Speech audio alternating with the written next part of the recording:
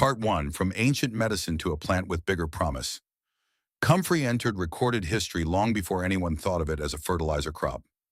Around 90 AD, the Greek physician Dioscorides described it in De Materia Medica, the medical text that remained one of Europe's main references for roughly 1,500 years.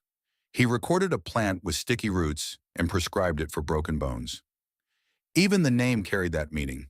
The Greek word symphytum meant to make grow together. The Romans reinforced that reputation. Pliny the Elder boiled the roots into a paste and used it to stick pieces of meat together. The adhesive held.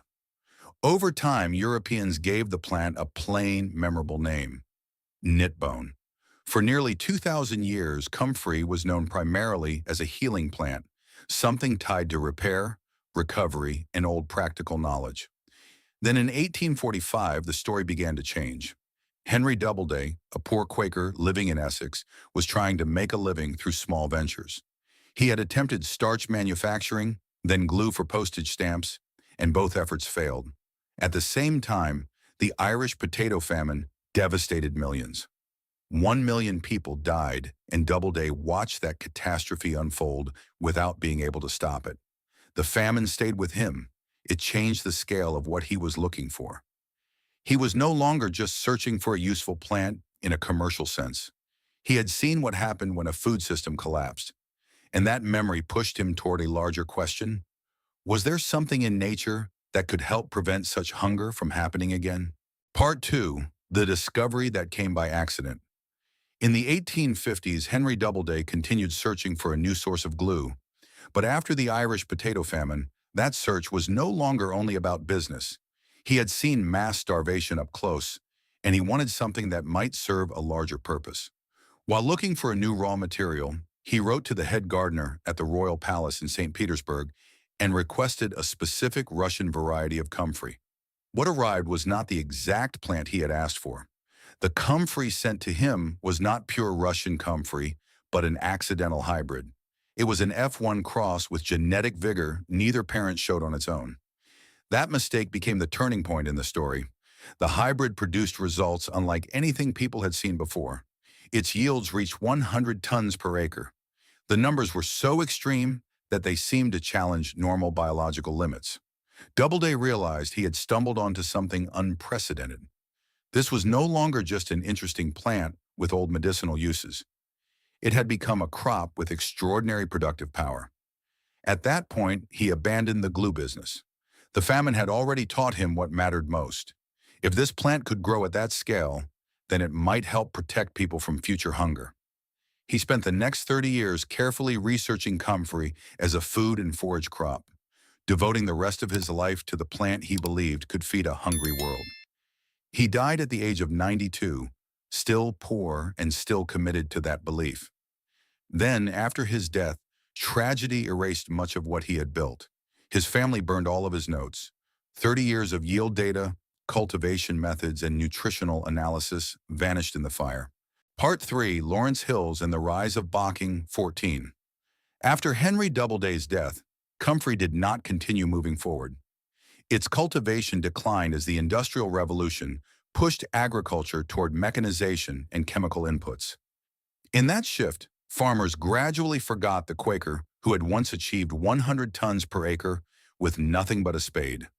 With his notes destroyed, the full scale of his work was gone, and the plant slipped further into the margins. Then in 1948, a young horticulturist named Lawrence Hills discovered Doubleday's forgotten story and decided to continue what had been lost. He founded the Henry Doubleday Research Association and began collecting comfrey strains from across Britain. Instead of relying on rumor, he tested them directly. He grew 21 varieties side by side, recorded every measurement, examined every claim, and rebuilt through observation what fire had destroyed. By the early 1960s, one strain clearly outperformed the rest. That strain was Bocking 14. It was sterile, meaning it produced no invasive seeds. It resisted disease, and it delivered the highest nutrient content of any comfrey Hills tested. It combined the traits that made it both practical and unusually powerful. Then Hills made a choice the fertilizer industry could never fully benefit from. He refused to patent Bocking 14. Instead, he mailed root cuttings for free to anyone who asked. Gardeners in England, farmers in Africa, and experimenters in America all received it. By the time Hills retired, Bocking 14 was growing on 6 continents. If a plant this effective was shared freely across the world, why did it never become the standard? Part 4, Why Comfrey Threatened the Fertilizer Model Laboratory Analysis showed why comfrey stood apart from ordinary green manure crops. Fresh comfrey leaves contained higher levels of potassium than farmyard manure. While manure rarely rose above 1.5%, Bocking 14 delivered more than 7%. But the real difference was not only the nutrient level, it was the speed. Most green manures, including alfalfa, clover, and grass, take weeks to break down and begin releasing nutrients. Comfrey behaved differently. Because of its low fiber content, microbes consume the leaves with unusual speed. The plant could break down in just 48 hours. If fresh comfrey was added to a stalled compost pile, the temperature quickly spiked and the material turned into dark, nutrient-rich humus, while other plant matter remained largely intact. The deeper reason lay underground. Comfrey roots reached about 10 feet into the soil, far below the level most vegetables and grains could access. Those roots pulled up potassium, calcium, and phosphorus from the deep subsoil and concentrated them in the leaves. Each time the plant was cut, those minerals were effectively brought back to the surface. That is what made comfrey more than just another useful plant. It functioned as a biological nutrient pump. It did not merely grow on the land, it actively retrieved fertility from deeper layers and returned it to the topsoil, where other crops could use it. Part 5, The Collision with Chemical Agriculture. By the early 20th century, the world was facing a fertilizer crisis. Natural sources such as guano were running out, and many feared that declining soil fertility would lead to mass famine. Then German chemists developed the Haber-Bosch process, which made it possible to synthesize ammonia from nitrogen in the air. That breakthrough helped save the world from starvation, but it also changed agriculture permanently. From that point on, modern farming became tied to fossil fuels. The Haber-Bosch process consumed vast amounts of natural gas and made large-scale fertilizer production possible. Over time, an entire industry formed around that system. Today, the global fertilizer market is worth more than $200 billion, and it depends on the same basic pattern year after year. Farmers must keep buying nitrogen, phosphorus, and potassium in bags. Comfrey challenged that model at its foundation. You plant it once, and it can keep producing for 20 years. It needs no fertilizer input because the plant itself becomes fertilizer. After establishment, it needs no irrigation because its deep roots can reach water far below the surface. It needs no pesticide because little seems to bother it, and it does not require an annual purchase cycle. That was the deeper threat. If farmers and gardeners had widely adopted a plant like Bocking 14, part of the economic logic behind synthetic fertilizer would have weakened. Comfrey offered a form of fertility that could be grown instead of bought. Part 6, The 2001 FDA Warning and Comfrey's Disappearance. On July 6, 2001, the FDA issued a warning about comfrey. Manufacturers were advised to remove comfrey dietary supplements from the market because comfrey roots contain pyrrolizidine alkaloids, compounds that can cause liver damage if consumed in large amounts over long periods. The restriction applied to internal use, especially products such as pills, teas, and capsules. The distinction was important, but it did not survive in public understanding. The headlines did not carefully separate comfrey supplements from comfrey as a garden plant. Garden centers saw the word toxic and stopped stocking it. Nurseries refused to carry it. The public heard liver damage and assumed the plant itself was dangerous to touch, grow, or use in any form. What was not clearly explained was just as important. Using comfrey as fertilizer posed no direct risk to humans. The warning targeted internal consumption, not gardening use. But once fear entered the public conversation, that difference was largely lost. The result was rapid and precise. Within about 5 years, comfrey had largely vanished from mainstream gardening in America. The plant Lawrence Hills had spent decades promoting was pushed out, not because its agricultural performance had changed, but because regulatory warning and public perception had merged into a much broader rejection. Was this simply a misunderstanding, Or was it the perfect moment for dependence on commercial fertilizer to remain untouched? Part 7. The plant never stopped working. Even after comfrey disappeared from mainstream gardening, its performance did not change. Bocking 14 still produced extraordinary yields. It still broke down with remarkable speed. It still delivered high potassium levels.